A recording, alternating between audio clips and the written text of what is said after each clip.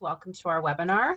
Just wanted to let you know a little bit about myself. I have over 15 years experience working with adolescents who've engaged in sexually harming behavior, children under the age of 12 who've engaged in problematic sexual behavior, and adolescents and children who've experienced some form of interpersonal trauma. And as I already introduced myself, as Mike Davis, and I've been working in the field for about 20 years, and I'm a clinical therapist with Radius Child and Youth Services, and I also am loaned to the CYC for 2.5 days a week. And I work with the same client groups Melissa has, and Melissa and I have actually worked together for a number of years. Before we start, I just want to go over a little bit of business. There's a few quick housekeeping points. For participants listening in French, click on the floor, the bottom left of the screen, and select French. To see and follow along with the PowerPoint presentation in English, click Presentation on the top left of the screen. To follow along with the presentation screen, to follow along with the presentation in French, download the French version of the presentation by clicking on Documents on the right. Feel free to download the presentation in both English and French by clicking on Documents on the right. And there's also 2 additional documents that Melissa and I have uploaded that accompany this presentation. There'll also be a question and answer during the last 5 minutes of the webinar. To submit your questions, please go to the toolbar on the right, click on Messaging and then Participants, and type your question. If you're watching this webinar in a group, please enter the number of participants of the group by clicking on Messages and then Participants. We'll now begin our discussion. So Mike and I just wanted to clarify a little bit about who Radius is. We are the merging of 2 specialized agencies with almost 40 years experience. We're an agency that brought together the Halton Trauma Center in Ontario and the Safety Program in Ontario, Canada. And so today, behavior, children under the age of 12 who've engaged in problematic sexual behavior, and children and youth who've experienced various forms of interpersonal abuse. And of course, one of our areas of specialization is on sibling reunification after sexual abuse has occurred. So welcome to our presentation. I just want to go over our objectives for today. We're going to briefly cover statistics that are pertinent to the presentation, discuss unique features and strategies for working with these families, review the framework with families where sibling sexual abuse has occurred, and examine a protocol that's been designed for working with these families. We're going to start with some statistics to just really give a context of the issues related to siblings where sexual abuse has occurred. We're all very familiar with these statistics. Although child sexual abuse in particular and exploitation has occurred throughout history, it was not very publicly recognized as a societal problem in Canada until the well-known 1984 Royal. It was not very publicly recognized as a societal problem in Canada until the well-known 1984 Royal Commission, better known as the Badgley Report, where it really elevated the issue of sexual offenses against children and made significant improvements in the law and changes to legislation to protect children. We know these stats that 1 in 2 females, 1 in 3 males have experienced some type of unwanted sexual act, and 4 in 5 of these incidents happen when they were children or youth. And that 95% of children who are sexually abused know the person who offended against them. I know these stats are over 3 decades old, but unfortunately, these are still quite relevant upon replication. And in reality, it's not really possible to know the actual incidence of child sexual abuse in Canada. However, the belief is that known incidence of child sexual abuse is a fraction of the true occurrence. And you likely know the reasons why this is the case, that many victims don't disclose sexual abuse. Known incidents of sexual abuse may not be reported to authorities. Some forms of sexual abuse and exploitation against children and youth may not be fully reflected in national level crime reporting or provincial or territorial child protection reporting mechanisms. However, what we know, and certainly this information comes from Department of Justice Canada, that available national data indicates that sexual abuse and exploitation of children and youth is disturbingly common in Canada. In Canada, adolescents consistently account for between 15 and 20% of sexual offense rates. 1/3 of sexual offenses against children and youth are committed by youth. This is significantly disproportionate per capita compared to other age groups. If you look, When you look at the graph to the left, where you see ages 13, 14, 15, 16, when children and youth were victims of a sexual offense, the accused person was frequently someone close to their age. In 2012 in particular, which is where this graph originates, the rates of persons accused of sexual offenses against children and youth peaked at age 13, as demonstrated by the graph, the tallest bar there, and age 14, with 117 per 100,000 people and 115 per 100,000 people. And as you can see, it declined significantly as the person accused aged. This observation is certainly consistent with research suggesting that the brain processes that inhibit risky teenage behaviors continue to develop well past adolescence, even if you look at the mark on the graph at age 25 there, and into the early that inhibit risky teenage behaviors continue to develop well past adolescence, even if you look at the mark on the graph at age 25 there, and into the early mid-20s. So this also highlights the need to correct some misconceptions that really minimize adolescent sexual offending behavior and propel us to focus more on adults who offend. On this graph, it demonstrates the retention rates of sexual assaults incidents charged by police that went to court selected by relationship types. Now, if you pay attention to the second bar to the left, which is labeled known to victim, and the bar closest or second to the right, which is labeled other family, these include siblings. The known to victims are all relationships other than strangers, and the other family excludes family members. So this includes siblings, half, full, step, foster, adopted. What this graph really demonstrates is that people who've been victimized sexually by people who demonstrates that victims who were sexually assaulted by someone they knew were far less likely than those victimized by a stranger to see their assailant go to court. The statistic is 48% versus 64%. And indeed, police reported sexual assault that involved a youth accused were far less likely than those that involved an adult accused to have a charge laid in the incident. And that stat is 60 versus 78%. We also know that these stats and long-term incidents of sexual assault are far more likely to drop out of the justice system. And we know that often sibling sexual abuse involves long-term abuse. We also know that youth who were accused were were most likely to drop out of the justice system, and children victims who've been victimized sexually, those cases made it to court versus 55 of adults who were sexually victimized. Above all, these statistics that I mentioned really relate to sibling sexual abuse cases, where sibling sexual abuse, where there's the youth who's sexually harmed a sibling are far less likely to be convicted, and therefore there's less mandate for intervention. Not that many years ago, sibling sexual abuse, when discovered, was considered natural sexual experimentation between siblings and treated as benign without impacts and highly minimized. However, there's a consensus now that sexually abusive behavior by young people towards their siblings is a serious matter that is known to potentially have lifelong impacts upon the siblings who are victimized and the whole family unit. As well, it's believed that the generally close nature of sibling relationships can exacerbate impact and trauma symptoms. Despite this awareness, there are so few studies that explore siblings who engage in sexually abusive behavior with their siblings, even though there is evidence that the close nature of sibling relationships can exacerbate impact and trauma symptoms. Despite this awareness, there are so few studies that explore siblings who engage in sexually abusive behavior with their siblings, even though there is evidence that this group of young people who have engaged in sexually abusive behavior seems to represent a notable proportion of the intrafamilial sexual abuse cases, and more specifically of assaults perpetrated by adolescents. So, why do we want to know more about families where sibling sexual abuse has occurred? Because it helps us shape our assessment, it helps us shape our treatment interventions, it helps us design safety plans, and it helps to create reunification strategies that match the family's needs.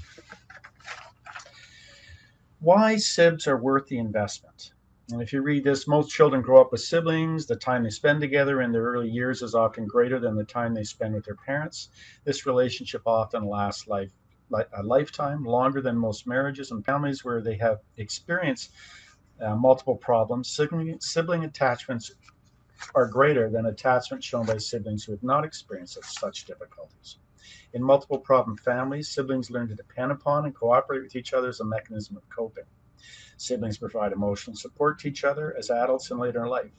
And later adulthood sibling relationships can provide a sense of belonging and attachment. So, unique features of sibling sexual abuse: the magnification of safety issues, more access and opportunity.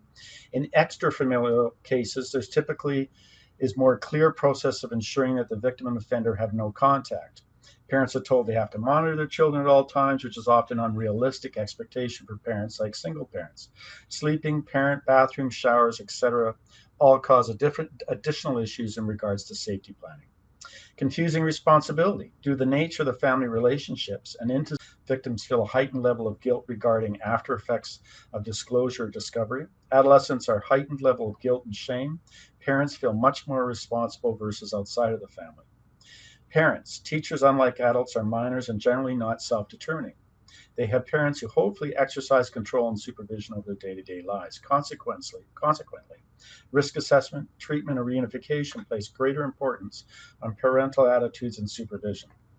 In divided loyalties, especially in blended families, shared schema, cognitive disorders, beliefs, attitudes, and communication patterns that are shared and endorsed in the form of family mythology.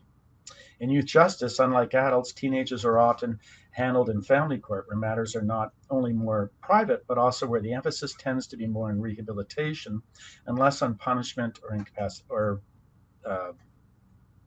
sentencing. Consequently, there may be less motivation to deny abusive behavior and greater reliance on the punishment or incapacity or sentencing. Consequently, there may be less motivation to deny abusive behavior and greater reliance on the mental health as opposed to correctional dispositions. Peer rather than authoritative relationship with the victim, adolescents typically do not assume positions of authority and control over their young siblings, as might be expected with an adult abuser. An intrafamiliar nature of adolescent sibling incest places a unique strain on families. Additionally, the stigma and shame associated with sibling incest can contribute to the severe psychological distress for all members of the family. So, beliefs to consider. As we've heard in the proposed process, there are beliefs and assumptions we have to keep in mind when families want to reunify. It's a process with no set timeline. It's a process driven by the child or youth who experience the sexual abuse. Accountability and responsibility are necessary to move beyond safety. Resolution is part of the process of making peace. Family relationships are changed through a resolution process. Every member of the community deserves to be safe. The child who is harmed, the children's family members, the adult or youth who abused, his or her family members, and the people surrounding them. Acts of sexual abuse damage the closest relationships of the person who abused and the person who are abused. If the abuse is being perpetrated within the family, the loss of trust, intimacy, support, acceptance, and love is felt by each individual member of the family. Consider ways to increase family protective factors is very important. Holding multiple perspectives and shifting the family dynamic. A collaborative approach to decision making involving all key stakeholders from the beginning. An intervention should be culturally sound. Families need to be recognized for their strengths and unique cultural approaches they bring to their solutions. A family, client, or individual's culture can influence every step of the process. Even the definition of family. Highlight the different types and rates of reunification. And so Michael and I wanted to introduce several concepts or terms specifically related to what would be considered different types of reunification. And I wanted to highlight a study that a number of colleagues of ours participated in, Heather Barber, Nancy Falls, Benta Ska, who executed a study that looked at the types of reunification and how often families reunified in these different types of reunification. So let me spend some time just defining the different types for you. Relational reunification is defined as when there is therapeutic reunification work within a professional treatment setting, and all of that's completed. and the siblings do not reside together at the end of treatment, but a relational relationships do not reside together at the end of treatment, but a relational relationship, just contact, like we often call this a visiting relationship, is maintained. And so that is what would be considered a relational reunification. Habitational reunification is when, again, all that therapeutic work is completed with respect to the individual work of the child who's been sexually abused and the adolescent who's sexually harmed, the family, and there's been some work, conjoint work with everybody involved. All of that work is completed, and contact is progressive, is a progressive process, which eventually results in the sibling who sexually offended moving back home full time. Static reunification is, again, that therapeutic work is completed, but the siblings were never separated, and the reunification work was completed in therapy while the siblings were still residing together and maintaining contact. Was completed in therapy while the siblings were still residing together and maintaining contact. And then static reunification, or did not reunify, would really just highlight that no treatment or reunification work was completed in the therapeutic setting. And so within this study, the researchers looked at 56 families specifically related to populations from Radius Child and Youth Services. And of those 56 families that were no longer receiving services, only 16 or 28% did not reunify, whereas 72% did accomplish some positive form of reunification.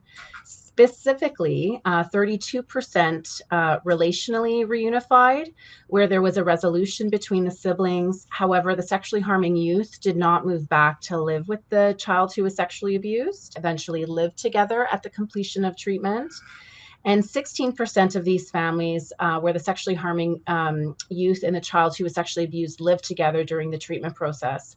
72% is a pretty significant number. So this really illustrates that reunification work is really worth the investment, because most families do want to reunify in some capacity. Their study also looked at what are the factors that enhance reunification. And this is certainly really important to highlight, because these are the things that will allow the systems, and as you'll see in the next couple of slides, there are many systems working here, to really work together to focus on the goal if this is the ultimate wish of the family. And what they found was that if everybody, including the system, including the family involved, if they had the sense of hope and belief that reunification can actually be possible, that really enhanced belief that reunification can actually be possible, that really enhanced the system to move forward in this direction. They also found, interestingly, that when the child who was sexually abused and the adolescent who sexually offended, when they were actually treated within the same agency, meaning there was an agency that had specialized services for both children who were victimized and adolescents who sexually harmed, that actually enhanced the process. And that actually makes a lot of sense just in terms of things like communication and the ability to really have close partners that you're working with from a clinical or professional level. They also found that all family members that were very supportive, and when all family members were involved in the process, and we also include parents and not children who are either non-offending or children who are not victimized, because especially if there was more than 2 children involved in the family. When all those family members are involved and supported, that really enhances. And so what that specifically means is that, when you have a number of different systems like youth justice and child welfare and the clinical team and the family system, when everybody's kind of working from the same page and exhibiting the same behaviors or values with respect to the need for rules or supervision, then that really enhances the process. As well, when parents are acknowledging and holding the offending youth accountable, or when clinicians were familiar with the unique issues of sibling sexual abuse, that certainly enhanced. And Michael talked specifically about the unique features of sibling sexual abuse in previous slides, and so certainly that would really encompass the familiarity of sibling sexual abuse cases. If you look at this diagram, it really just acknowledges that when we're heading into a reunification process between siblings where sexual abuse has occurred, treatment is very complex. So we really have to work collaboratively as a team. That when we're heading into a reunification process between siblings where sexual abuse has occurred, treatment is very complex. So we really have to work collaboratively as a team. Including a family into a collaborative and supportive and nurturing extended community, as you see here on the diagram, may offer the best opportunity to assess the wisdom of reunification and enhance safety of everyone involved. Some players may be much more visible within this process, such as the person who sexually harmed the young person, the parents, the child who was sexually abused. They would certainly be much more visible. And there are other people that are more in the background, such as faith communities or friends or mentors or school communities. But those layers still yield quite enormous power and influence. Each will offer insights, resources, concerns, strengths through their own unique lens and from their perspective. And so certainly what we need to be mindful of when we're considering reunification is that we really have to carefully consider the strengths that each of these systems bring to the table and how those strengths can be integrated for the best interests of the child who was sexually abused, the family, and the offending youth. So we've been using the term reunification throughout this whole presentation, which really just assumes that we're bringing siblings back together. But we wanted to be much more precise about what this actually entails. Overall, it involves 4 processes: family clarification, family reconnection, family reunification, and then family reintegration. All 4 of these are very different phases in a much larger process to assure safety. And in the next couple of slides, we'll go over the specific suggested protocol with which to, even when serious betrayal, such as sexual abuse, has occurred, the basic human instinct is to really restore connection with someone who has played a significant role in one's life. And so family clarification, let me just get more specific about what that means. Family clarification is the process of talking about the harm that was caused and the impact that it had on everyone within the family system. It's conducted under the supervision of professionals who can help facilitate and facilitate the acknowledgement and the apology from the person who committed the sexual violence. It's really a process of how we can discuss the needs of the child who is harmed, the needs of and capacities of the family, and consider the options for safe contact. Family reconnection is really this idea of safety planning. As mentioned earlier, there really is typically a powerful instinct to reconnect even after harmful interactions occur. And after clarification, as I noted above, the family may want to consider new ways to safely connect. Decisions about how to interact as a family should involve professionals and others outside the family as a safety net. This is a process of determining under what prescribed circumstances this contact should occur. It's really about developing a clear safety plan that can be amended and the ability of the family members to understand the value of the plan and to effectively supervise the process, because eventually it's going to be in their hands. And then lastly, family reunification and reintegration really just means that all professionals and systems involved are working with the family to work together to consider what type and degree of contact that might be possible with a child and youth who's sexually harmed. Reunification should only be considered if might be possible with a child and youth who's sexually harmed. Reunification should only be considered if everyone agrees they want to try this and that the professionals agree that it would be a positive decision for everyone in the family. And the big question mark is always family reintegration, which really means bringing that sexually harming youth back into the family home, for example. And we have a question mark because that's not always the case, but that doesn't mean sibling reunification can't be successful if this is not the goal or in the best interest of the children. So Michael and I wanted to suggest a step-by-step process from disclosure to reunification based on previously established guidelines, knowledge in the field, research, and expert clinical experience.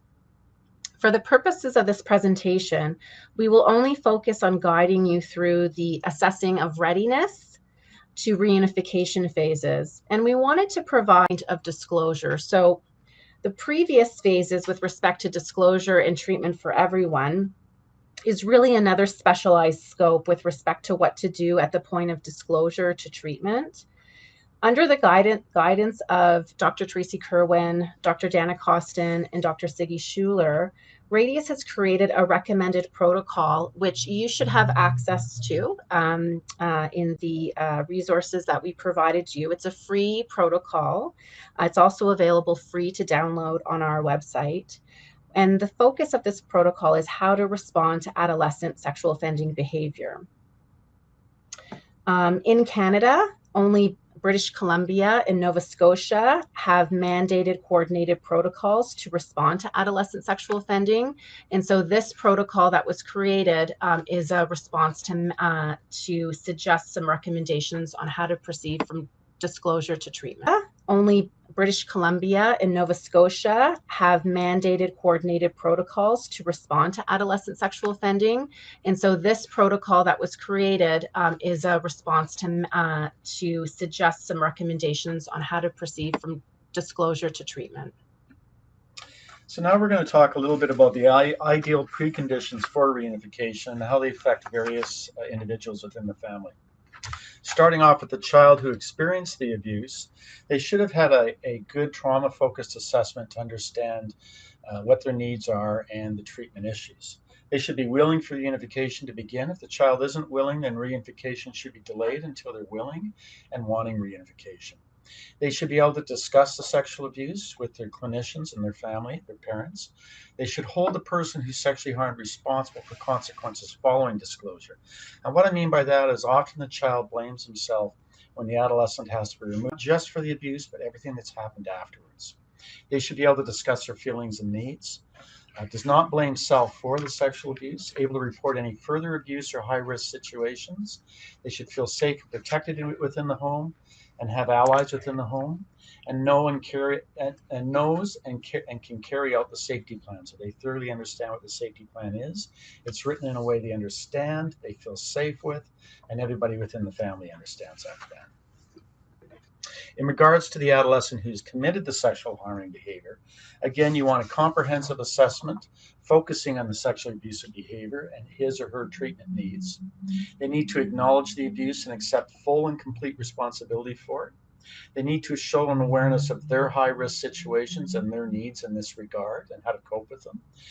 They can discuss and demonstrate strategies for coping differently with high-risk situations and address these needs. They need to develop a realistic prevention plans and strategies and safety plans. They need to demonstrate real empathy for the child who's victimized and understanding the impact of their sexual abusive behavior, and also not just on that child that was victimized, but also the non-victimized siblings and other family members.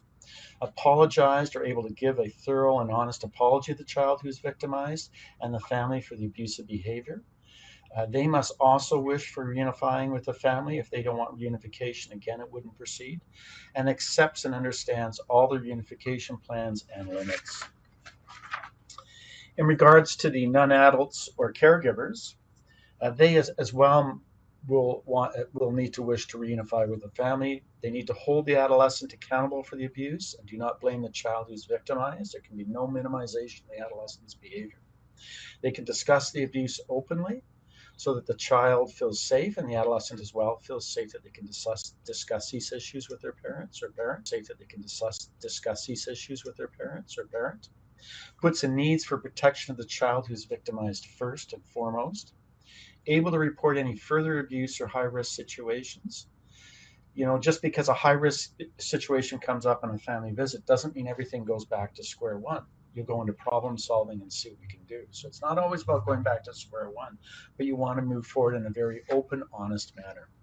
Aware of the adolescent's high-risk factors, needs, sexual abuse prevention strategies, and safety plans, and demonstrate the ability to supervise the adolescent and protect the children. In regards to the family should put the victimized child's needs for protection first and foremost. Absolutely hold the adolescent accountable for the abuse. The family can discuss the abuse openly and there's no secrets. They're aware of the offending adolescent's high-risk factors, needs, sexual abuse prevention strategies, and safety plans, able to report any further abuse or high-risk situation interaction, and able to demonstrate healthy support systems. And when I say the family, this also includes grandparents, aunts, or uncles, anyone who may be supervising the adolescent or supervising the children, that they fully understand these. In regards to the non-victimized or non-harming siblings, they need to be aware of the abuse. They need to have had the opportunity to share their feelings, thoughts about the situation, to have their needs met, recognize that the adolescent is responsible, and they also are willing for reunification to begin, that they also feel safe and protected, and they also know what the safety plan is, because the safety plan applies to everyone in the family. For example, if only one person in the washroom at a time, that rule is for everyone. It's not just for the adolescent that comes in. So everybody understands the safety plan and understands all the rules. A very detailed checklist of the ideal preconditions for civilization is provided to you in the resource package that follows this presentation. So feel free to refer to that document as it provides those details that Michael just clarified. The next step after assessing readiness would be looking at supporting the family with family clarification. And just to remind you, family clarification is the process about talking about the harm that was caused, talking about the impact that it had on everyone in the family system. It's a process that's guided under the supervision of the professionals that are working specifically with the family, who can really facilitate the acknowledgement, the clarification from the offending adolescent, as well as the apology from that adolescent who's harmed, and discuss the needs of the child who was harmed, the needs and the capacity of the family, and to consider the options of safe contact. So specifically, practicing how to communicate. However, we also have to acknowledge that communication is very different than contact. And in the next slides, I'm just going to talk a little bit about how we can do that communication. And oftentimes at this phase of reunification, the adolescent who's sexually harmed and the child who's been sexually abused start to exchange, for example, letters or notes about either their treatment work or their needs. And communication is very different than contact. This is not about supporting them being in a room together again. This is really just laying down the foundation for them to be able to have, to be able to decide if this is where they want to go. The extent and timing of communication is victim driven. We start with parameters of communication. So this is all really discussed and discussed with all. The extent and timing of communication is victim driven.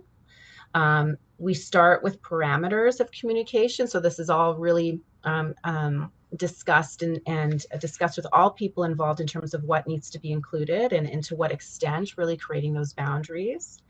And the discussion of the offending behavior in particular is a graduated process, which begins, for example, with letter writing and works towards the sexually harming youth sharing a letter of apology with the child who was sexually abused. Michael and I wanted to spend some time talking about what letter writing can look like. If you look back at just the process, if we take out the reunification piece, but if we really just focus on the process of letter writing, it's really considered one of the most oldest and intimate forms of literature. Letters are easily absorbed in clinical practice. Certainly letter writing process, because it really allows for the slowing down of your own process as a person who's sexually harmed or the child who's been victimized. It allows for them to be mindfully aware, and it certainly works towards increasing one's window of tolerance. And so part of this clarification process is really about supporting letters back and forth between the child who's been sexually abused and the adolescent who's harmed. And some of these letters contain things like really early questions like, how tall are you, and where are you living, and what school do you go to, and what grades do you get? The therapists connected to the children can also exchange letters with the child who is victimized or the adolescent who's harmed in terms of, what goals are you working on in therapy? which then really moved to the sexually harming youth developing an apology letter. And an apology letter is really much more than an I'm sorry letter, which then really moved to the sexually harming youth developing an apology letter. And an apology letter is really much more than an I'm sorry letter. It really gets to understanding or really highlights the skills of the adolescent who's sexually harmed with respect to their treatment work, like their ability to take perspective of the other, to demonstrate victim impact and empathy, to take responsibility for the behavior. It really is a good summary of change for that young person and a demonstration of their new identity. Part of the clarification process is really about the offending youth really kind of saying that this is how I've changed and this is how I can support us and the family moving forward. And so he or she are really about laying the foundation about how they've changed as a young person. To not include sexually abusive behavior in their future. A little bit about family reconnection and safety planning. As mentioned earlier, there's often a powerful instinct to reconnect, even after harmful interactions. After a clarification process, a family or portions of the family may want to consider new ways to safely connect. Decisions about how to connect as a family should involve professionals and others outside of the family as a safety net. Ideally, family reconnection is a process of determining under what prescribed circumstances this contact should occur. The process should be developed with the perimeters of a clear safety plan. The ability of family members to understand the value of the plan and to effectively supervise the process, and the professionals to monitor each step is essential to success and the safety of everyone involved. So again, sexual abuse is a loss of personal power. The creation of safety allows for the restoration of this power within the family and the safety. When you are empowered, then you're in a position to define your future. And the recognition of the victim's voice as a vehicle allows for the redefinition and transformation of the future. So some of the things we look at, the creation of safety rules is always victim driven. What maintains safety for the victim? What does the victim need? What does the victim want to happen? How does the victim feel safety under what circumstances? All family members must agree and abide by the rules. It's not just for the adolescent and the child, it's for all family members. And safety planning is a process, beginning with rigid, well-defined rules and moving toward more flexible, co-created rules. As I always say to our families when we start this process, the initial safety plan isn't the one that will be there a year from now, or even sometimes a month from now. The rules need to encompass home, community, and extended family visits. So it's not just in the home. What happens when we go out for dinner? What happens when we go out for an activity? The rules need to encompass home, community, and extended family visits. So it's not just in the home. What happens when we go out for dinner? What happens when we go out for an activity? What happens when we go on a holiday? What happens when we go on a picnic? What happens when we go to Grandma and Grandpa's house? If we stay with our aunt and uncle, they need to understand the safety plan as well. Rules need to describe supervision requirements, touch, privacy, access to sexual materials, and sexual conversations in the home. And again, they can be amended as needed. No safety plan is absolutely perfect, and often there'll be bumps in the road. You bring it back to treatment, we reevaluate, and we amend as needed. So the next step in this proposed process is the family reunification and reintegration, which is really about bringing everybody together in a clinical setting, with making plans for generalizing this outside of a clinic and the family. Everyone has to agree and want to move forward in this process. And what Mike and I didn't mention before, but when you're looking at the process of reunification, what will be important is that there's always the ability to stop or pause the process at any stage of this process. So that's really important to highlight. And again, just to remind you that reintegration is about making decisions about the type of contact. Is it going to be habitational, where the young person who's sexually offended is living back home with the child who they sexually abused?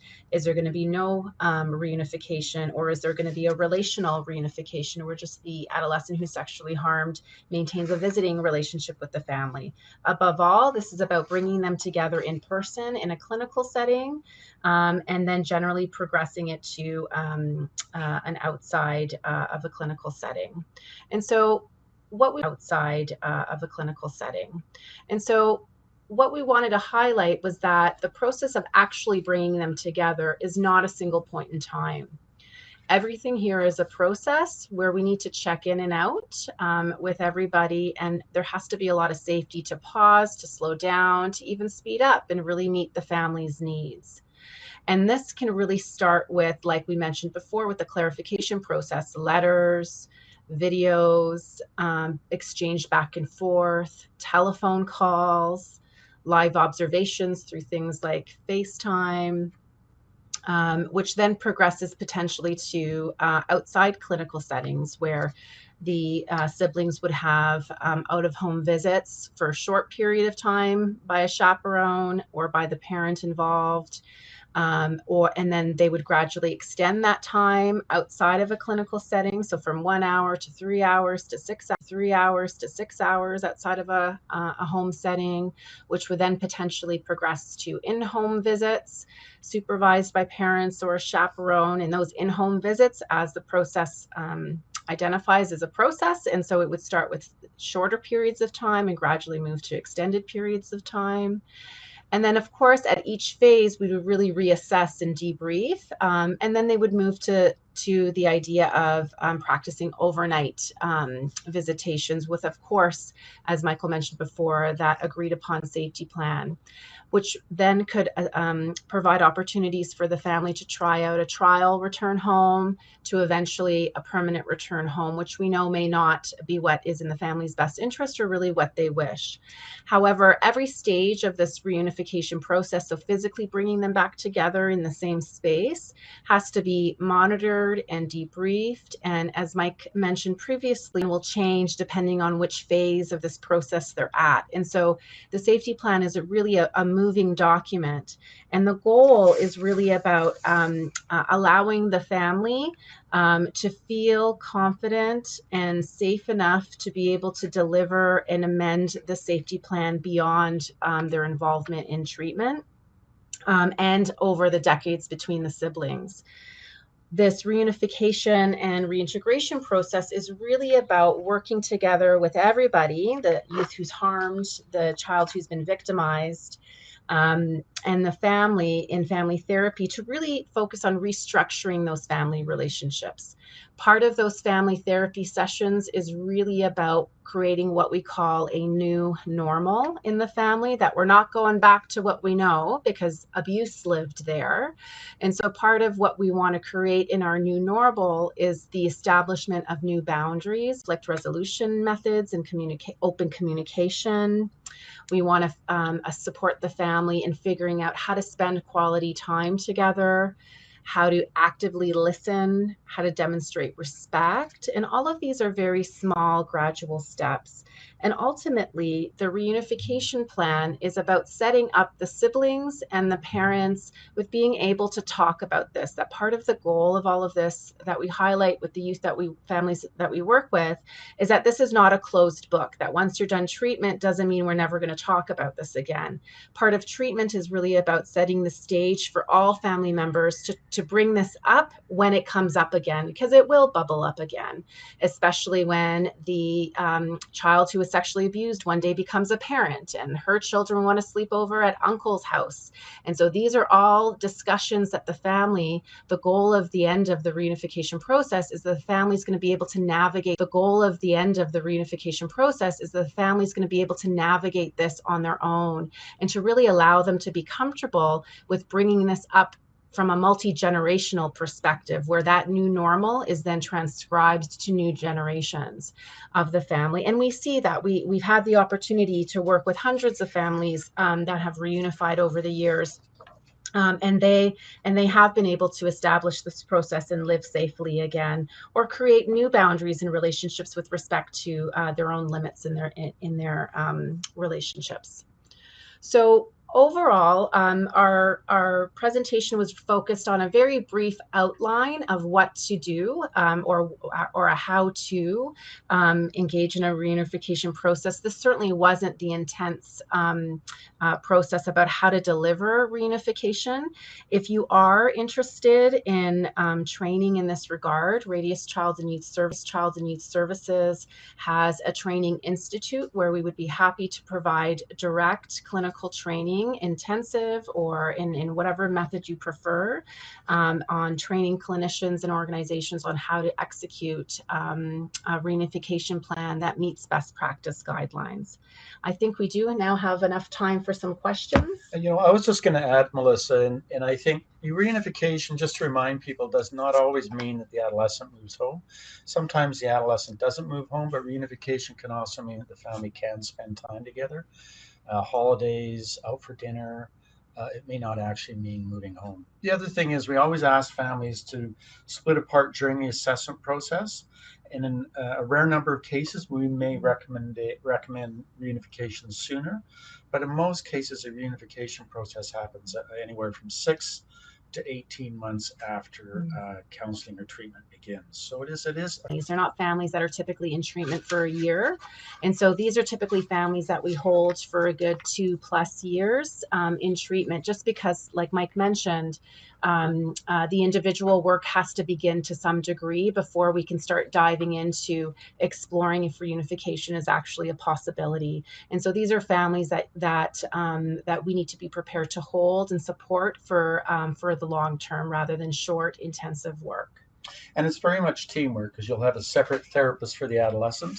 And sometimes there's several siblings that may have been abused, and each sibling would have their own therapist. So it's very much a team approach in these cases. So we're just going to check in questions now.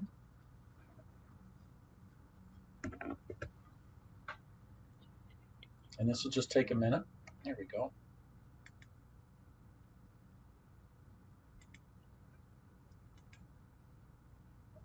Now.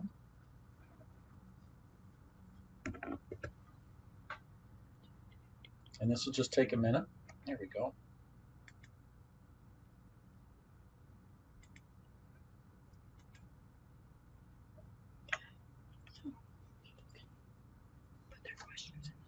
So you can write your questions in the write comment area if you have a question you'd like us to ask. We do have a couple of minutes that we could answer any questions, or if you've had any unique experiences you want to share. These cases can be really challenging. They can especially be challenging in areas where you may not always have all the clinical resources you need. And often the service providers, meaning child welfare or youth justice, are really struggling with how to bring unification back together when they don't have a lot of extensive clinical resources locally. And often, interestingly, family dynamics sometimes get replicated in clinical teams, or communicate with each other from a professional basis. I think there's a question. Could you talk a bit more about static reunification and how this affects trauma assessments? And so when you refer to that, Andrea, I'm assuming that you're saying that these are when adolescents and children have not been separated. So typically what is always recommended, and something that is not negotiable from our perspective, and certainly what the literature talks about, is that at the point of disclosure and investigation and assessment, there's always some type of separation between the adolescent and the child who's sexually harmed. And as a result of those assessments, from the adolescent who's sexually harmed and the child who's been sexually abused, those assessments can really provide some really clear clinical recommendations about the impact of the separation, or the necessity the impact of the separation, or the necessity of the separation, just because assessments are really a part of understanding the whole process and context. In terms of the effects, we don't know. Radius is actually actually launching a study with respect to understanding the impact of the outcome of reunification, and also the impact of well-being and on risk of reoffending sexually when children and youth have contact, or really looking at the different levels of contact. That is really an untapped area of study, and that's certainly something that we're starting to undertake now. We have another question. Is this process the same for siblings under 12? Well, that's such a great question, Tamara.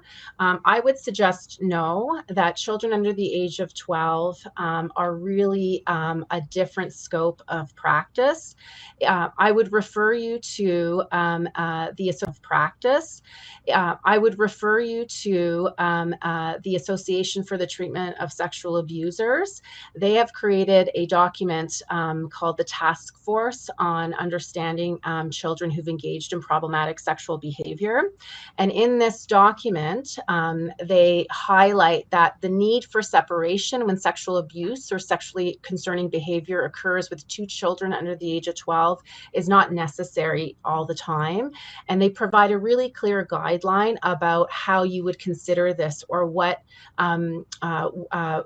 the specific needs are for children under the age of 12. So that's a great question. And so this process is really focused for adolescents who sexually harmed between the ages of 12 and 18, and children who've been sexually victimized at any age. Brittany has, what would you recommend for an adolescent age 16 discloses sexual abuse by her treatment, counseling, etc. at this time? Well, that's a really good question, Brittany, and we get these are really complicated situations. It's a tough one because they're both 16 and 20, and of course they could have contact between each other if that's what they wanted to do without any child welfare interference. The 16-year-old does not want or is not prepared to attend. I'm assuming it's the 16-year-old victim who's not prepared to attend treatment and counseling at this time. He or she really drives the process, and it is really up to her. And if that is not what she wants to attend right now, then you have to honor that. I don't know. Is there anything you want to add to that, Melissa? No, I would mirror that, Mike. Yeah.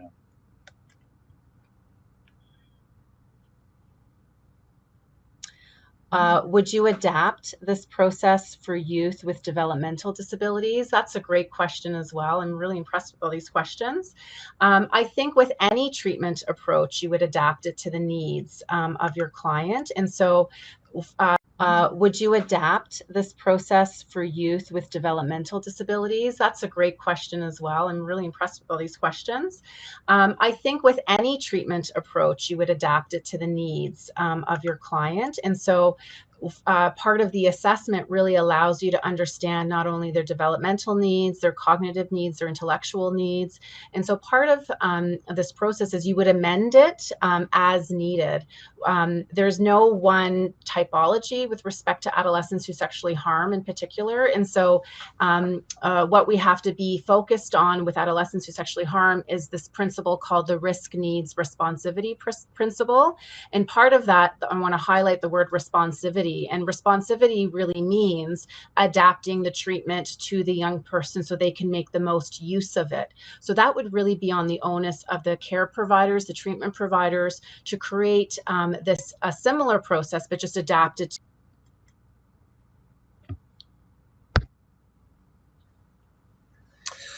Tammy has a great question here. Many families I've worked with, the victim's first clear request is to have no separation. Mm-hmm. Such disclosure brings more shame, guilt, a fear of breaking the family, and lots of stigma.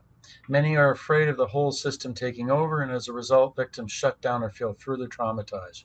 Usually with teen siblings. Any thoughts? I agree with you, Tammy. I think that part of our experience anecdotally and over the years is that sometimes the consequences of telling are not worth it. And so part of what we would suggest is that part of the work is really about providing the hope and some clarity that if this is what you want and separation is, for example, mandated, then we really provide a clear guideline of how to reach that goal. Sexually harmed, to really have a good, concrete, comprehensive understanding of, the parent's ability to supervise the children, the level of traumatization for the child who was sexually abused, the impact of the separation on the child who was sexually abused, the impact of the separation on the adolescent who's sexually harmed. Sometimes there's also legal mandates that we have to respect and follow, or sometimes assessments recommend separation.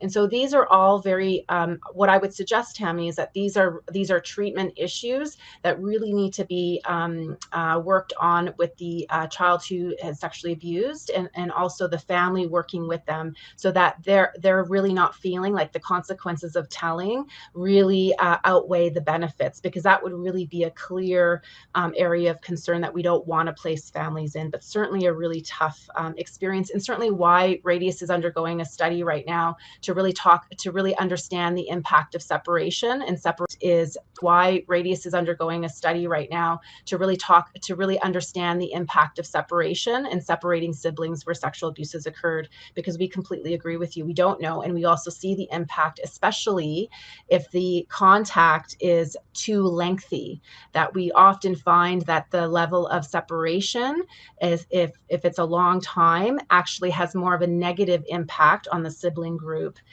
than on the actual sexual abuse that occurred. So really providing the family with really clear guidelines and steps.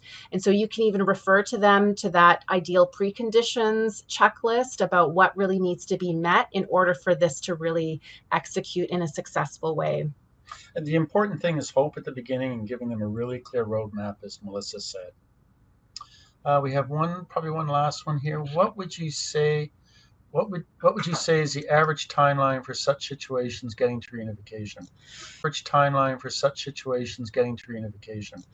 6 to 18 months in most cases. Wouldn't you agree, Melissa? There's the odd time where reunification can happen right after assessment, but that would be a really unique situation and does not happen very often.